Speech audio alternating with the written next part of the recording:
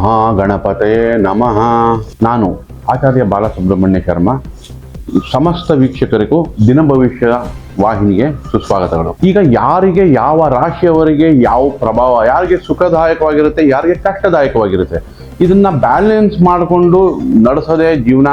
ಹಾಗಾಗಿ ಸಮಸ್ತ ವೀಕ್ಷಕರು ನಾನು ಕೇಳ್ಕೊಳ್ಳೋದಿಷ್ಟೇ, ನಾವು ಅಲೈನ್ ಆಗಿ ಅಂದರೆ ಜೊತೆಯಲ್ಲಿ ಸಾಗೋದ್ರಿಂದ ನಾವು ಆರಾಮಾಗೆ ನೆಮ್ಮದಿಗೆ ಜೀವನ ಕಳಿಬೋದು. ಈ ದಿನದ ಶುಕ್ರವಾರದ ಹೋಳಿ ಹಬ್ಬದ ಶುಭಾಶಯಗಳು ಸಮಸ್ತ ವೀಕ್ಷಕರಿಗೂ. ಈ ಹೋಳಿ ಹಬ್ಬ ಈ ಎಲ್ಲ ಬಣ್ಣದಿಂದನೂ ನಿಮ್ಮ ಜೀವನದಲ್ಲಿ ಸುಖದಾಯವಾಗಿರಲಿ, ಸಂತೋಷ ತರಲಿ ಅಂತ ಕೇಳ್ಕೊತಾ ಈ ದಿನ ಭವಿಷ್ಯವನ್ನು ಶುರು ಮಾಡೋಣ. ಈಗ ಪಂಚಾಂಗ, ಶುಕ್ರವಾರದ ಪಂಚಾಂಗ ಏನಂತಂದ್ರೆ ಉತ್ತರ ನಕ್ಷತ್ರ, ಮತ್ತೆ ಇವತ್ತೇ ಚಂದ್ರಗ್ರಹಣ ಕೂಡ ನಡೀತಾ ಇದೆ. ಈಗ ಚಂದ್ರಗ್ರಹಣ ಕಾಲ ಬೆಳಗ್ಗೆ 10:41ರಿಂದ ನಮಗೆ ಸುಮಾರು 2 ಗಂಟೆ 18 ನಿಮಿಷ ತನಕ ಇರುತ್ತೆ.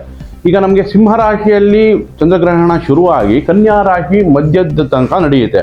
ಸೊ ಹೀಗಾಗಿ ಚಂದ್ರಗ್ರಹಣಗಳು ರಾಶಿ ಮೇಲೆ ಯಾವ್ಯಾವ ರಾಶಿಗಳಿಗೆ ಏನೇನು ಪ್ರಭಾವ ಬೀರುತ್ತೆ ಅಂತ, ಮತ್ತೆ ಅದಕ್ಕೆ ಪರಿಹಾರಗಳೇನು ನಾವು ತಗೋಬೇಕು ಅಂತ ನೋಡೋಣ.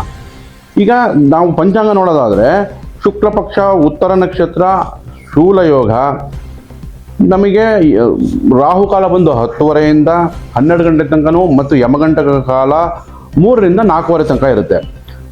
ಓವರ್ ಆಲ್ ಆಗಿ ತಗೊಂಡಾಗ ನಿಮಗೆ ಮೊದಲನೇದಾಗಿ ಮೇಷರಾಶಿ. ಈಗ ಮೇಷರಾಶಿಯವರಿಗೆ ಯಾವ ಪ್ರಭಾವ ಚಂದ್ರಗ್ರಹಣದ್ದಾಗಲಿ ಅಥವಾ ಈ ದಿನ ಭವಿಷ್ಯದ್ದಾಗಲಿ ಏನು ಸಿಗುತ್ತೆ ಅಂತ ನೋಡೋಣ. ಈಗ ಮೇಷರಾಶಿಯವರಿಗೆ ಅನಾವಶ್ಯ ತಿರುಗಾಟ. ಯಾಕಂದ್ರೆ ನಮ್ಗೆ ಇವಾಗ ಮೇಷರಾಶಿಯವರಿಗೆ 12ನೇ ಮನೆಯಲ್ಲಿ 4 ಗ್ರಹಗಳ ಸಂಯೋಗ ನಡೀತಾ ಇದೆ. ಒಂದು ಮೇಷರಾಶಿಯವರಿಗೆ ಶುಭಕರ್ತರಿ ಯೋಗ ಅಂದ್ರೆ ಟೆಂಪ್ರವರಿ ಆಗಿ, ಅಂದ್ರೆ ನಿಮ್ಗೆ 2ನೇ ಮನೆ ಗುರು ಮತ್ತೆ 12ನೇ ಮನೆ ಶುಕ್ರ, 12 ಜಾಗ ಬದಲಾವಣೆ. ಅಂದ್ರೆ ಈ ಶುಕ್ರನು ಗುರು ಮನೆಯಲ್ಲೂ ಗುರುನು ಶುಕ್ರ ಮನೆಯಲ್ಲೂ ಬದಲಾವಣೆ ಆಗಿರೋದ್ರಿಂದ ಶುಭಕರ್ತರಿ ಯೋಗ.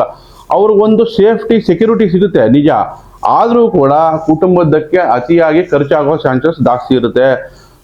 ಅವರು ಖರ್ಚಿನ ಕಡೆ ಗಮನ ಕೊಟ್ಟು ಹಣಕಾಸು ಸ್ವಲ್ಪ ಉಳಿಸ್ಕೊಳ್ಳೋ ಕಡೆ ಗಮನ ವಹಿಸ್ಬೇಕಾಗತ್ತೆ. ಎರಡನೇದಾಗಿ ಈಗ ತಂದೆಯೊಂದಿಗೆ ಸ್ವಲ್ಪ ಭಿನ್ನಾಭಿಪ್ರಾಯ ಬರ್ಬೋದು. ಯಾಕಂದ್ರೆ ಸೂರ್ಯ 12ನೇ ಮನೆಯಲ್ಲಿ ಗೋಚರಿಸುವಾಗ ಸ್ವಲ್ಪ ಭಿನ್ನಾಭಿಪ್ರಾಯ ಬರುವಂತ ಚಾನ್ಸಸ್ ಜಾಸ್ತಿ ಇರುತ್ತೆ. ನಂತರ ಅನವಶ್ಯಕ ವಾಗ್ವಾದಗಳಿಗೆ, 3ನೇ ಮನೆಯಲ್ಲಿ ಯಾವಾಗ ಕುಜ ನಮಗೆ ಗೋಚರಿಸ್ತಾನೋ ಆವಾಗ ಕೋಪ ತಾಪಗಳು ಹೆಚ್ಚಾಗೋ ಚಾನ್ಸಸ್ ಇರುತ್ತೆ. ಹಾಗಾಗಿ ಆ ಕೋಪ ತಾಪನ ಸ್ವಲ್ಪ ಕಡಿಮೆ ಮಾಡ್ಕೋಬೇಕಾಗುತ್ತೆ. ಗುರು 2ರಲ್ಲಿರೋದ್ರಿಂದ ಮಾತಿನ ಮೇಲೆ ಹಿಡಿತ ಇದ್ದರೂ ಕೂಡ 3ರಲ್ಲಿ ಕುಜ ಅತಿಯಾದ ಧೈರ್ಯ ಸೂಚಿಸುತ್ತೆ. ಇವರಿಗೆ ಈಗ ಸ್ವಲ್ಪ ಕೋಪ ತಾಪಗಳನ್ನು ಬ್ಯಾಲೆನ್ಸ್ ಮಾಡಿ ತಂದೆ ಆರೋಗ್ಯ ಹೆಚ್ಚೋದಕ್ಕೆ ಅಥವಾ ಸರ್ಕಾರಿ ಕೆಲಸಗಳಲ್ಲಿ ಸುಗಮವಾಗಲಿಕ್ಕೆ ಇವರು ಈ ಶುಕ್ರವಾರ ಈ ದಿನದಂದು ಓಂ ಸ್ಕಂದಾಯ ನಮಃ ಅಂತ 108 ಬಾರಿ ಪಠಿಸೋದ್ರಿಂದ ಇವರಿಗೆ ಖಂಡಿತ ಲಾಭಗಳಾಗುತ್ತೆ. ನಂತರ ವೃಷಭ ರಾಶಿ. ಈಗ ನಾವು ವೃಷಭ ರಾಶಿ ನೋಡಿದ್ರೆ ಕೆಲಸ ಕಾರ್ಯಗಳಲ್ಲಿ ಅಭಿವೃದ್ಧಿ ಚೆನ್ನಾಗಿರುತ್ತೆ. ಕಾರಣ ಯಾಕೆಂದ್ರೆ ವೃಷಭ ರಾಶಿಗೆ 11ನೇ ಮನೆಯಲ್ಲಿ 4 ಗ್ರಹಗಳ ಸಂಯೋಗ.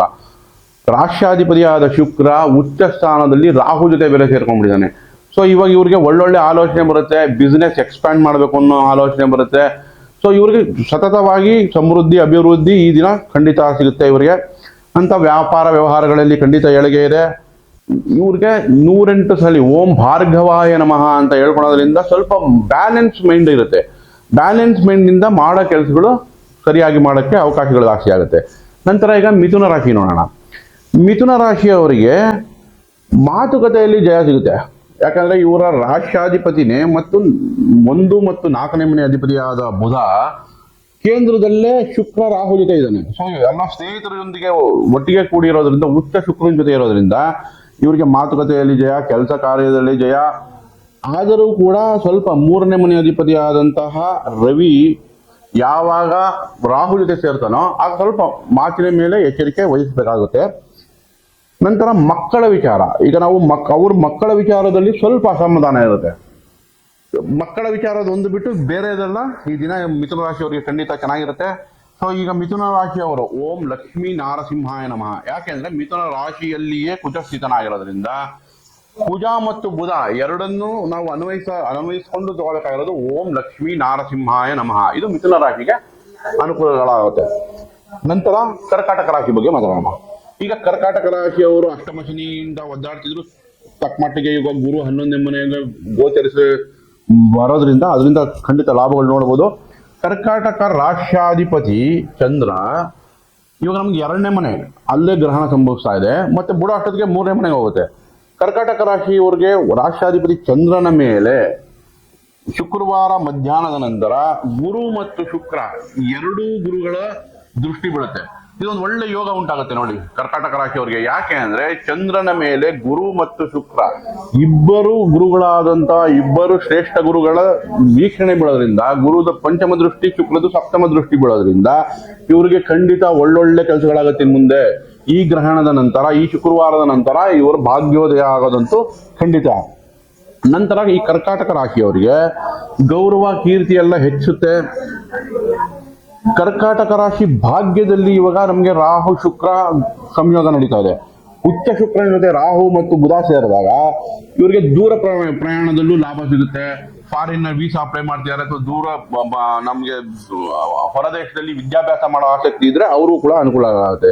ಸೊ ಕರ್ಕಾಟಕ ರಾಶಿಯವರಿಗೆ ಓಂ ಚಂದ್ರಶೇಖರಾಯ ನಮಃ ಈ ಮಂತ್ರವನ್ನು 108 ಸಲ ಪಠಿಸೋದ್ರಿಂದ ದಿನನಿತ್ಯ, ಅಥವಾ ಈ ಶುಕ್ರವಾರದಿಂದ ಈ ಗ್ರಹಣದ ಸಮಯದಲ್ಲೂ ಪಠಿಸೋದ್ರಿಂದ ಖಂಡಿತ ಇವರಿಗೆ ಲಾಭದಾಯಕವಾಗಿರುತ್ತೆ.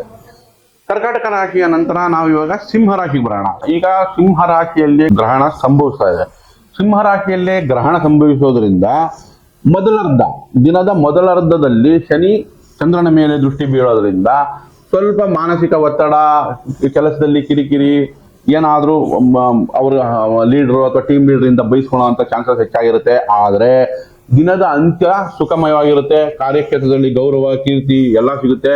ಯಾಕೆ ಅಂದ್ರೆ 2ನೇ ಮನೆ ಚಂದ್ರ ಕನ್ಯಾ ರಾಶಿಯಲ್ಲಿ ಚಂದ್ರ ಮಾಡ್ತಿದ್ದಾಗ ಗುರು ದೃಷ್ಟಿ ಮತ್ತು ಶುಕ್ರನ ದೃಷ್ಟಿ ಎರಡೂ ಬೀಳೋದ್ರಿಂದ ಇವರಿಗೆ ಕೀರ್ತಿ ಗೌರವ ಎಲ್ಲ ಸಿಗುತ್ತೆ. ಅದರಲ್ಲೂ ನೋಡಿ ಇವಾಗ ಸಿಂಹ ರಾಶಿಯವರಿಗೆ 11ನೇ ಮನೆ ಕುಜ. ಸೊ 11ನೇ ಮನೆ ಕುಜ ದೃಷ್ಟಿನೂ ಚಂದ್ರ ಕನ್ಯಾ ರಾಶಿ ಮೇಲೆ ಬೀಳೋದ್ರಿಂದ, ಮತ್ತೆ ಇಲ್ಲಿ ಗುರು ದೃಷ್ಟಿ ಶುಕ್ರನ ದೃಷ್ಟಿನೂ ಬೀಳೋದ್ರಿಂದ ಇವರಿಗೆ ಕನ್ಸ್ಟ್ರಕ್ಷನ್ ಫೀಲ್ಡ್ ಅಲ್ಲಿ ಇರೋರು ಅಥವಾ ಯಾವ್ದಾರ ಟೀಮ್ ಲೀಡ್ ಮಾಡ್ತಾ ಇರೋಂಥವ್ರಾಗ್ಲಿ, ರಿಯಲ್ ಎಸ್ಟೇಟು, ಭೂಮಿ ಸಂಬಂಧಿತ ಕೆಲಸ, ಈ ಎಲ್ಲಾ ಕ್ಷೇತ್ರದವ್ರಿಗೂ ಅತ್ಯಂತ ಶುಭದಾಯಕವಾಗಿರುತ್ತೆ. ನಂತರ ಈ ಸಿಂಹ ರಾಶಿಯವರು ಓಂ ಆದಿತ್ಯಾಯ ನಮಃ ಈ ಮಂತ್ರವನ್ನು ಒಂದು 108 ಸಲ ಹೇಳ್ಕೊಳ್ಳೋದ್ರಿಂದ ಈ ಗ್ರಹಣ ಕಾಲದಲ್ಲಿ ಕೂಡ ಅವರಿಗೆ ಒಳ್ಳೇದಾಗುತ್ತೆ. ನಂತರ ಈಗ ಕನ್ಯಾ ರಾಶಿಗೆ ಬರೋಣ. ಕನ್ಯಾ ರಾಶಿಯಲ್ಲಿ ಅಂದ್ರೆ ಸೆಕೆಂಡ್ ಹಾಫ್ ಅಲ್ಲಿ ಕನ್ಯಾ ರಾಶಿಗೆ ಚಂದ್ರ ಉತ್ತರ ನಕ್ಷತ್ರ ಕನ್ಯಾ ರಾಶಿಗೆ ಪ್ರವೇಶ ಮಾಡುವಾಗ ಗ್ರಹಣ ಕಾಲದಲ್ಲಿ ತುಂಬಾ ಒಳ್ಳೆ ಸಮಯ ಅಂತ ನಾನು ಅಪೇಕ್ಷಿಸ್ತಾ ಇದ್ದೀನಿ. ಯಾಕಂದ್ರೆ ಗುರು ದೃಷ್ಟಿ ಮತ್ತು ಶುಕ್ರನ ದೃಷ್ಟಿ ಎರಡೂ ಬೀಳೋದ್ರಿಂದ ಚಂದ್ರನ ಮೇಲೆ, ಎರಡು ಶುಭ ಗ್ರಹಗಳ ದೃಷ್ಟಿ ಚಂದ್ರನ ಮೇಲೆ ಯಾವಾಗ ಬೀಳುತ್ತೋ ಕನ್ಯಾ ರಾಶಿಗೆ ಇನ್ನು ಮುಂದೆ ಇಷ್ಟು ದಿವಸ ಏನೇನು ಕಷ್ಟಗಳೆಲ್ಲ ನೋಡೋದ ಈ ಗ್ರಹಣದಿಂದ ವಿಮುಕ್ತಿ ಆಗ್ತಾರೆ ಅಂತ. ಸೊ ವಿಮುಕ್ತಿ ಆಗೋಕೆ ಸಹಾಯಕವಾಗಿ ಈ ಗ್ರಹಣ ಕಾಲದಲ್ಲಿ ಓಂ ಲಕ್ಷ್ಮೀ ನಾರಸಿಂಹಾಯ ನಮಃ, ಓಂ ಲಕ್ಷ್ಮೀ ನಾರಸಿಂಹಾಯ ನಮಃ ಈ ಮಂತ್ರವನ್ನು ಒಂದು 108 ಸಲ ಗ್ರಹಣ ಕಾಲದಲ್ಲಿ ಜಪಿಸೋದ್ರಿಂದ ಖಂಡಿತವಾಗ್ಲೂ ಕನ್ಯಾ ರಾಶಿಯವರಿಗೆ ಇನ್ನು ಮುಂದೆ ಏಳಿಗೆ ಚೆನ್ನಾಗಿದೆ. ಮತ್ತೆ ಹೊಸ ಹೊಸ ಅವಕಾಶಗಳು ಸಿಗುತ್ತೆ. ಯಾಕಂದ್ರೆ ಇವಾಗ ನಾವು ಈ ಶುಕ್ರ ಎರಡನೇ ಮನೆ ಅಧಿಪತಿಯಾದ ಕನ್ಯಾ ರಾಶಿಗೆ 2ನೇ ಮನೆ ಅಧಿಪತಿಯಾದ ಶುಕ್ರನು ಸಪ್ತಮದಲ್ಲಿ ಉಚ್ಚನಾಗಿ ರಾಹು ಜೊತೆ, ರಾಹು ಎಕ್ಸ್ಪಾನ್ಷನ್ ಅಂದ್ರೆ ರಾಹು ನಿಮ್ಗೆ ಹೊಸ ಆಸೆ ಆಕಾಂಕ್ಷೆಗಳು ಅಥವಾ ಹೊಸ ಹೊಸ ಅವಕಾಶಗಳು ನಿಮ್ಗೆ ನೀಡ್ತಾನೆ. ಸೊ ಈ ಗ್ರಹಣದ ಈ ಶುಕ್ರವಾರದ ನಂತರ ಖಂಡಿತವಾಗ್ಲೂ ನಿಮ್ಗೆ ಒಳ್ಳೊಳ್ಳೆ ಅವಕಾಶಗಳು ಸಿಗುತ್ತೆ. ಸಾಲದಿಂದ ವಿಮುಕ್ತಿ ಆಗುವಂತ ಒಳ್ಳೆ ಚಾನ್ಸ್ ಸಿಗುತ್ತೆ. ಡಿಜಿಟಲ್ ಮಾರ್ಕೆಟಿಂಗ್ ಅಲ್ಲಿ ಇರೋರಾಗ್ಲಿ ಅಥವಾ ಮಾಧ್ಯಮದಲ್ಲಿ ಇರೋರಾಗ್ಲಿ, ಕಮ್ಯುನಿಕೇಶನ್ ಫೀಲ್ಡ್ ಅಲ್ಲಿ ಇರೋರಾಗ್ಲಿ, ಅಥವಾ ಕ್ಲೋತಿಂಗ್ ಫ್ಯಾಷನ್ ಬಿಸ್ನೆಸ್ ಅಥವಾ ಮಾಧ್ಯಮ ಅಥವಾ ಸಿನಿಮಾ ರಂಗದಲ್ಲಿ ಇರೋರು ಎಲ್ಲರಿಗೂ ಕನ್ಯಾ ರಾಶಿಯವರಿಗೆ ಇನ್ನು ಮುಂದೆ ಬಹಳ ಅಭಿವೃದ್ಧಿಯ ಸಮಯ ಅಂತ ತಿಳಿಸ್ಕೊಡ್ಬೋದು. ನಂತರ ತುಲಾರಾಶಿ. ಈಗ ತುಲಾರಾಶಿ ನಾವು ತುಲಾರಾಶಿ ತಗೊಂಡ್ರೆ 6ನೇ ಮನೆ ರಿಪು ರೋಗ ಋಣ. ಇಲ್ಲಿ ನಾವು ಯಾವಾಗ ಶುಕ್ರ ಇರ್ತಾನೋ ಬಲ ನಮ್ಗೆ ಉಚ್ಚ ಸ್ಥಾನದಲ್ಲಿದ್ದಾಗ ತುಲಾರಾಶಿಯವರಿಗೆ ಕೆಲಸ ಕಾರ್ಯಗಳಲ್ಲಿ ಅಭಿವೃದ್ಧಿ ಚೆನ್ನಾಗಿದೆ. ಅದರಲ್ಲೂ ಸಿನಿಮಾ ರಂಗ ಅಥವಾ ಫ್ಯಾಷನ್ ಫೀಲ್ಡ್, ಯಾಕಂದ್ರೆ ಶುಕ್ರ ಯಾವ್ಯಾವ್ದು ರೆಪ್ರೆಸೆಂಟ್ ಮಾಡ್ತಾನೋ ಆ ಕ್ಷೇತ್ರಗಳಲ್ಲಿ ಖಂಡಿತ ಲಾಭ ಇದೆ ಇವರಿಗೆ. ಈ ತುಲಾರಾಶಿಯವರಿಗೆ ಭೂಮಿ ಅಥವಾ ವಾಹನ ಖರೀದಿ ಮಾಡೋ ಒಳ್ಳೆ ಅವಕಾಶಗಳು ಸಿಗುತ್ತೆ. ಸದುಪಯೋಗ ಮಾಡ್ಕೋಬಹುದು ಈ ಸಮಯನ. ಮತ್ತೆ ಇವರು ಸೋಮಜಾಯ ನಮಃ, ಓಂ ಸೋಮಜಾಯ ನಮಃ ಅಂತ ಇವರು ಈ ಶುಕ್ರವಾರದೊಂದು ಗ್ರಹಣ ಸಮಯದಲ್ಲಿ ಈ ಮಂತ್ರಗಳನ್ನ ಪಠಣೆ ಮಾಡೋದ್ರಿಂದ ಖಂಡಿತ ಇವರಿಗೆ ಭಾಗ್ಯೋದಯ ಅಥವಾ ಒಳ್ಳೆ ಅಭಿವೃದ್ಧಿ ಆಗುವಂತ ಸಮಯ ಚೆನ್ನಾಗಿದೆ. ತುಲಾರಾಶಿ ಇರೋರು ಇನ್ನೊಂದೇನು ಅಂತಂದ್ರೆ ಬ್ಯಾಂಕ್ ಸಾಲ ಪ್ರಯತ್ನ ಪಟ್ಟರೆ ಬೇಗ ಸಿಗುತ್ತೆ. ಈಗ ಮನೆ ಕನ್ಸ್ಟ್ರಕ್ಷನ್ ಮಾಡ್ಬೇಕಂತ ಇರ್ತಾರೆ ಅಥವಾ ಯಾವ್ದಾನ ರೀತಿ ಇವ್ರಿಗೆ ಬ್ಯಾಂಕ್ ಸಾಲ ಹುಡುಕ್ತಾ ಇದ್ರೆ ಅವ್ರಿಗೆ ಖಂಡಿತ ಅದರಲ್ಲೂ ಲಾಭದಾಯಕವಾಗಿದೆ. ನಂತರ ವೃಶ್ಚಿಕ ರಾಶಿ ತಗೊಳ್ಳೋಣ. ವೃಶ್ಚಿಕ ರಾಶಿಯವರು ಈಗ ಅರ್ಧಾಷ್ಟಮ ಶನಿ ನಡೀತಾ ಇದೆ. ಮತ್ತೆ ಈಗ ಅವರಿಗೆ ಪಂಚಮ ಸ್ಥಾನದಲ್ಲಿ ಅಂದ್ರೆ ಕ್ರಿಯೇಟಿವಿಟಿ ಫೀಲ್ಡ್, ಯಾವುದೇ ಕ್ರಿಯೇಟಿವ್ ಅಂದ್ರೆ ಕ್ರಿಯಾಶೀಲತೆ ಇರುತ್ತೆ ನೋಡಿ, ಆ ಕ್ರಿಯಾಶೀಲತೆ ಇರುವಂತ ಯಾವುದೇ ಕ್ಷೇತ್ರದಲ್ಲಿ ಕೂಡ ಅವ್ರಿಗೆ ಖಂಡಿತ ಡೆವಲಪ್ಮೆಂಟ್ ಚೆನ್ನಾಗಿದೆ. ವೃಶ್ಚಿಕ ರಾಶಿಯವರಿಗೆ ಪಂಚಮದಲ್ಲಿ ಶುಕ್ರ ರಾಹು ಜೊತೆ ಉಚ್ಚನಾಗಿದ್ದಾಗ ಹೊರದೇಶದಲ್ಲಿ ವಿದ್ಯಾಭ್ಯಾಸ ಮಾಡುವಂತ ಆಸಕ್ತಿ ಇರೋರಿಗೆ ಖಂಡಿತ ಲಾಭದಾಯವಾಗಿರುತ್ತೆ. ವೀಸಾ ಬೇಕು ಅಥವಾ ಇವ್ರಿಗೆ ಸ್ನೇಹಿತರಿಂದ ಸಹಾಯ ಬೇಕು. ಯಾಕಂದ್ರೆ 11ನೇ ಮನೆ ದೃಷ್ಟಿ ಬೀಳ್ತಾ ಇದೆ ಶುಕ್ರಂದು ವೃಶ್ಚಿಕ ರಾಶಿಯವರಿಗೆ. ಹಾಗಾಗಿ ಇವ್ರಿಗೆ ಸ್ನೇಹಿತರಿಂದ ಸಹಾಯ ಆಗೋದು ಅಥವಾ ಹೊರದೇಶದಿಂದ ಸಹಾಯ, ಇಂಪೋರ್ಟ್ ಎಕ್ಸ್ಪೋರ್ಟ್ ಮಾಡೋರಿಗೆ ವೃಶ್ಚಿಕ ರಾಶಿಯವರಿಗೆ ಖಂಡಿತ ಈ ಗ್ರಹಣದಿಂದ ಲಾಭದಾಯಕವಾಗಿ ಇದೆ ಅಂತ ಹೇಳ್ಬೋದು. ಮತ್ತೆ ಈ ವೃಶ್ಚಿಕ ರಾಶಿಯವರಿಗೆ ಮಂತ್ರ ಯಾವ್ದು ಬರುತ್ತೆ ಅಂದ್ರೆ ಓಂ ಮಹಾಭದ್ರಾಯ ನಮಃ ಅಂತ. ಈಗ ಸ್ಟೆಬಿಲಿಟಿ ವರ್ಕ್ 4ನೇ ಮನೆ ಶನಿ ಇದ್ದು ಕರ್ಮಸ್ಥಾನ ನೋಡೋದ್ರಿಂದ ಸ್ಟೆಬಿಲಿಟಿ ಕಮ್ಮಿ ಆಗಿರೋದ್ರಿಂದ ಓಂ ಮಹಾಭದ್ರಾಯ ನಮಃ ಅಂತ ಈ ಮಂತ್ರ ಶುಕ್ರವಾರದಂದು ಗ್ರಹಣದ ಕಾಲದಲ್ಲಿ ಪಠನೆ ಮಾಡೋದ್ರಿಂದ ಅಥವಾ ಸಾಯಂಕಾಲ ಪಠನೆ ಮಾಡೋದ್ರಿಂದ ಖಂಡಿತ ಒಳ್ಳೆ ಲಾಭಗಳಿಂದ ನಿರೀಕ್ಷಿಸಬಹುದು. ಈಗ ಧನುರಾಶಿ ಪದಗಳೇನಂದ್ರೆ ತಂದೆ ತಾಯಿಯ ಆರೋಗ್ಯದಲ್ಲಿ ಸ್ವಲ್ಪ ಚಿಂತೆ ಮಾಡಬೇಕಾಗುತ್ತೆ. ಯಾಕಂದ್ರೆ ಈ ಗ್ರಹಣ 9ನೇ ಮನೆ ಅಂದ್ರೆ ಸಿಂಹರಾಶಿಯಲ್ಲಿ ನಡೀತಾ ಇರೋದ್ರಿಂದ ಸ್ವಲ್ಪ ತಂದೆ ತಾಯಿ ಆರೋಗ್ಯ ಬಗ್ಗೆ ಚಿಂತೆ ಇರುತ್ತೆ. ಭೂಮಿ ಮತ್ತು ವಾಹನ ಖರೀದಿ ಆ ಭಾಗ್ಯ ಒಂದು ಚಾನ್ಸ್ ಇರುತ್ತೆ. ಅಥವಾ ಕೆಲಸ ಕಾರ್ಯಗಳಲ್ಲಿ ಸ್ವಲ್ಪ ತಕ್ಕಮಟ್ಟಿಗೆ ಅಭಿವೃದ್ಧಿ ಇರುತ್ತೆ. ಪತ್ನಿ ಪತಿಯೊಂದಿಗೆ ವಾಗ್ವಾದ ಯಾಕಂದ್ರೆ ಸಪ್ತಮದಲ್ಲಿ ಯಾವ ಕುಜ ಇರುತ್ತೆ, ಕುಜನ ದೃಷ್ಟಿ ಬಿದ್ದಾಗ ಸ್ವಲ್ಪ ವಾಗ್ವಾದ ಮನೆಯಲ್ಲಿ ನಡೆಯುವಂತ ಸಂಭವಗಳಿರುತ್ತೆ. ಇವರು ಓಂ ವಾಚಸ್ಪತಯೇ ನಮಃ ಈ ಮಂತ್ರನ ಗ್ರಹಣ ಕಾಲದಲ್ಲೋ ಅಥವಾ ಸಾಯಂಕಾಲನೋ ಹೇಳ್ಕೊಳೋದ್ರಿಂದ ಧನುರಾಶಿಗಳಿಗೆ ಖಂಡಿತ ಅನುಕೂಲಗಳಾಗುತ್ತೆ. ನಂತರ ಮಕರ ರಾಶಿ. ಈಗ ಮಕರ ರಾಶಿಯವ್ರಿಗೆ ಹೇಳ್ಬೇಕಂದ್ರೆ ಕೆಲಸ ಕಾರ್ಯ, ಯಾಕಂದ್ರೆ 3ನೇ ಮನೆ ಯಾವಾಗ ಶುಕ್ರ ರಾಹು ಜೊತೆ 3ನೇ ಮನೆಯಲ್ಲಿ ಇರ್ತಾನೋ ಆಗ ಕೆಲಸ ಕಾರ್ಯಗಳಲ್ಲಿ ವ್ಯಾಪಾರ ವ್ಯವಹಾರಗಳೆಲ್ಲ ಏಳಿಗೆ ಚೆನ್ನಾಗಿದೆ, ಅಭಿವೃದ್ಧಿ ಚೆನ್ನಾಗಿದೆ. ಇಲ್ಲಿ ನಾವು ನೆಗೆಟಿವ್ ತಗೊಳ್ಬೇಕು ಅಂತಂದ್ರೆ ಈಗ 3ನೇ ಅಂದ್ರೆ ಮಾತುಕತೆಯಲ್ಲಿ ರಾಹು ಯಾವಾಗ 3ನೇ ಮನೆಯಲ್ಲಿ ಅತಿಯಾದ ಉತ್ಸಾಹ, ಅತಿ ಧೈರ್ಯ ಕೊಡೋದ್ರಿಂದ ಮಾತಿನ ಮೇಲೆ ಸ್ವಲ್ಪ ಗಮನ ಹರಿಸಬೇಕಾಗುತ್ತೆ. ಅದ್ ಬಿಟ್ರೆ ವಿದ್ಯಾರ್ಥಿಗಳಿಗೆ ಖಂಡಿತ ಅನುಕೂಲ ಇದೆ. ಪ್ರವಾಸ ಮಾಡಕ್ಕೆ ಅನುಕೂಲ ಇದೆ, ವಿಹಾರಕ್ಕೆ ಅನುಕೂಲ ಇದೆ. ಸೊ ಓವರ್ ಆಲ್ಗೆ ನಮಗೆ ಮಕರ ರಾಶಿಯವರಿಗೆ ಒಂದು ಸಣ್ಣ ಪುಟ್ಟ ಮಾತಲ್ಲಿ ಎಚ್ಚರಿಕೆ ವಹಿಸಿದ್ರೆ ಸಾಕು, ಎಲ್ಲ ರೀತಿಯಲ್ಲಿ ಇವರಿಗೆ ಅನುಕೂಲಗಳಾಗುತ್ತೆ. ಓಂ ನೀಲವರ್ಣಾಯ ನಮಃ. ಮಕರ ರಾಶಿಗೆ ಶನಿ 2ನೇ ಮನೆಯಲ್ಲಿರೋದ್ರಿಂದ ಓಂ ನೀಲವರ್ಣಾಯ ನಮಃ ಈ ಮಂತ್ರಗಳನ್ನ ಗ್ರಹಣ ಕಾಲದಲ್ಲೋ ಅಥವಾ ಸಾಯಂಕಾಲದಲ್ಲೋ ಒಂದು 108 ಸಾಲ ಪಡಿಸೋದ್ರಿಂದ ಮಕರ ರಾಶಿಗಳು ಖಂಡಿತ ಅನುಕೂಲ ಆಗುತ್ತೆ. ನಂತರ ಕುಂಭರಾಶಿ ಬರೋಣ. ಕುಂಭರಾಶಿಯವರಿಗೆ ಕೆಲಸ ಕಾರ್ಯಗಳಲ್ಲಿ ಒತ್ತಡ ಇದ್ದರೂ ಈಗ ನಮಗೆ ಕುಂಭರಾಶಿಯವರಿಗೆ ಸಪ್ತಮದಿಂದ ಸಪ್ತಮದಲ್ಲಿ ಗ್ರಹಣ ನಡೆದು ಅಷ್ಟಮದ ತನಕ ನಡೆಯುತ್ತೆ, ಅಂದ್ರೆ ಕನ್ಯಾ ರಾಶಿ ತನಕ ನಡೆಯುತ್ತೆ. ಸೆಕೆಂಡ್ ಹಾಫ್ ಅಲ್ಲಿ ಇವ್ರಿಗೆ ಕೆಲಸ ಕಾರ್ಯಗಳಲ್ಲಿ ಸ್ವಲ್ಪ ಗೌರವ ಸಿಗುತ್ತೆ, ಕೀರ್ತಿ ಅಂದ್ರೆ ಅನುಭವ ಹೆಚ್ಚಾಗ ದಿನ ಎಂಡ್ ಆಗ್ತಾ ಇವ್ರಿಗೆ ಗ್ರೋತ್ ಚೆನ್ನಾಗಿರುತ್ತೆ. ಅಂದ್ರೆ ಸ್ವಲ್ಪ ಜನ್ಮ ಶನಿ ಕಾಟದಿಂದ 1 ವರ್ಷದಿಂದ ಕೆಲಸ ಹುಡುಕ್ತಾ ಇದ್ದವ್ರಿಗೆ ಈ ಗ್ರಹಣ ನಂತರ ಕೆಲಸ ಸಿಗುವಂತ ಒಳ್ಳೆ ಸದಾವಕಾಶ ಸಿಗುತ್ತೆ.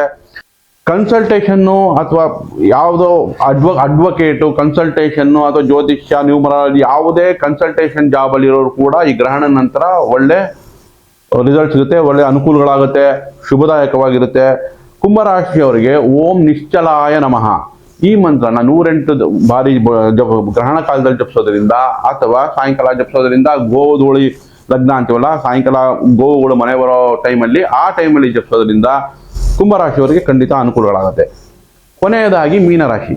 ಈಗ ಮೀನರಾಶಿಯವರಿಗೆ ನಾವು ಪ್ರವಾಸಗಳು ಸಾಧ್ಯತೆ ಹೆಚ್ಚಾಗುತ್ತೆ. ಯಾಕಂದ್ರೆ ರಾಶಿಯಲ್ಲೇ ರಾಹು ದೂರ ಪ್ರವಾಸಗಳು ಅಥವಾ ಆಚೆ ಹೊರದೇಶಕ್ಕೆ ಹೋಗ್ಬೇಕು ಅಂತ ಅಥವಾ ಸಣ್ಣ ಸಣ್ಣ ಪ್ರವಾಸಗಳು ಇಷ್ಟಪಡೋರು ರಾಹು ಅವ್ರಿಗೆ ಇನ್ಫ್ಲೂಯೆನ್ಸ್ ಮಾಡುತ್ತೆ ಪ್ರವಾಸಗಳು ಜಾಸ್ತಿ ಮಾಡ್ಸಕ್ಕೆ. ಈಗ ರಾಶಿಯಲ್ಲೇ ಶುಕ್ರ ಉಚ್ಚ, ಹಾಗಾಗಿ ಈಗ ಆಸೆ ಆಕಾಂಕ್ಷೆಗಳು ಹೆಚ್ಚುತ್ತೆ, ಪ್ರೀತಿ ಪ್ರೇಮದಲ್ಲಿ ಭಾಗಿಯಾಗುವಂತ ಅವಕಾಶಗಳು ಅಥವಾ ಆಸೆಗಳು ಉಂಟು ಮಾಡುತ್ತೆ ಶುಕ್ರ. ಮತ್ತೆ ಈಗ ಸಪ್ತಮದಲ್ಲಿ ನಡೀತಿದೆ ಗ್ರಹಣ, ಸಪ್ತಮದ ಮೇಲೆ ಗುರು ದೃಷ್ಟಿನೂ ಇದೆ, ಶುಕ್ರನ ದೃಷ್ಟಿನೂ ಇದೆ. ಹಾಗಾಗಿ ವೈವಾಹಿಕ ಅಥವಾ ಮದುವೆಗೆ ವಧುವರ ಅನ್ವೇಷಣೆಯಲ್ಲಿ ಇದ್ದವ್ರಿಗೆ ಮದುವೆಗೆ ಒಳ್ಳೆ ಸದಾವಕಾಶ, ವಧುವರ ಸಿಗುವಂತ ಸಮಯನೂ ಚೆನ್ನಾಗಿದೆ. ಒಟ್ಟಾರೆ ಮೀನರಾಶಿಯವರಿಗೆ ಈ ಗ್ರಹಣದ ನಂತರ ಸಮಯ ಚೆನ್ನಾಗಿರುತ್ತೆ. ಓಂ ಸುರಾರಾಧ್ಯಾಯ ನಮಃ, ಓಂ ಸುರಾರಾಧ್ಯಾಯ ನಮಃ ಅಂತ 108 ಬಾರಿ ಗ್ರಹಣದ ಸಮಯದಲ್ಲಾದ್ರೂ ಅಥವಾ ಗ್ರಹಣದ ನಂತರ ಗೋಧೋಳಿ ಸಮಯದಲ್ಲಾದ್ರೂ ಪಡಿಸೋದ್ರಿಂದ ಮೀನರಾಶಿಯ ವಿದ್ಯಾರ್ಥಿಗಳು ಕೂಡ ಒಳ್ಳೆ ಅನುಕೂಲಗಳಾಗುತ್ತೆ. ಈ ದಿನದ 12 ರಾಶಿ ಫಲಾಫಲಗಳನ್ನ ಎಲ್ಲಾ ವೀಕ್ಷಕರು ತಿಳ್ಕೊಂಡಿದ್ದೀರಾ. ತಮಗೆ ಭಗವಂತ ಸಮೃದ್ಧಿ, ಧೈರ್ಯ, ಸ್ಥೈರ್ಯ ಕೊಡ್ಲಿ ಅಂತ ಕೇಳ್ಕೊತೀನಿ. ನಮಸ್ಕಾರ. ಮತ್ತಷ್ಟು ಸುದ್ದಿಗಳಿಗಾಗಿ ನೋಡ್ತಾ ಇರಿ ಪಬ್ಲಿಕ್ ನ್ಯೂಸ್ 24x7. ಇದು ಸತ್ಯದ ಧ್ವನಿ.